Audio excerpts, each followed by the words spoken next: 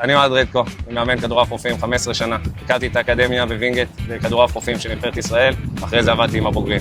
ספורטאים שאימנתי בנבחרת בעבר, היום משחקים בטופ העולמי והם על הסף של כניסה לאולימפיאדה. אני עדן מוסקוביץ', התחלתי לשחק כדורעף רופאים לפני 15 שנים. אני מאמנת כדורעף רופאים ושופטת כבר עשור. הייתי אלופת ישראל והתאמנתי בנבחרת ישראל ביחד עם אוהד שאימן אותי. וביחד הקמנו את פריבול, מועדון כדורעף הרופאים הגדול ביותר בארץ. אנחנו מאמנים בחוף רישמן ובחוף אקדיה. יש לנו מחלקת בוגרים ומחלקת בני נוער.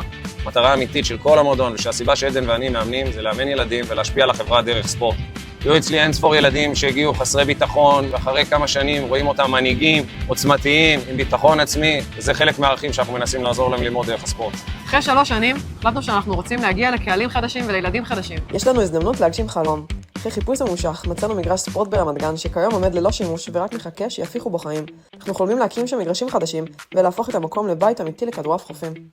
כדי להגשים את החלום שלנו ברמת גן, אנחנו צריכים את העזרה שלכם. עם התרומה שלכם אנחנו יכולים לבנות את המגרשים, להביא צוות מקצועי טוב ולקנות ציוד שיעזור לנו לבנות את הקהילה החזקה שתהיה לנו שם. תרמו לנו להדסטארט ועזרו לנו לפתח את הכדורעף חופים הישראלי לרמה בינלאומית לצד השפעה חברתית. פרי!